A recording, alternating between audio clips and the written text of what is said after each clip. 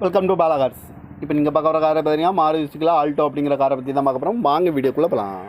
இந்த கார் பார்த்தீங்கன்னா Maruti Suzuki Alto. வண்டியோட மாடல் பார்த்தீங்கன்னா 2011 மாடல். இதோட வேரியண்ட் பார்த்தீங்கன்னா LXI அப்படிங்கிற வேரியண்ட் தான்.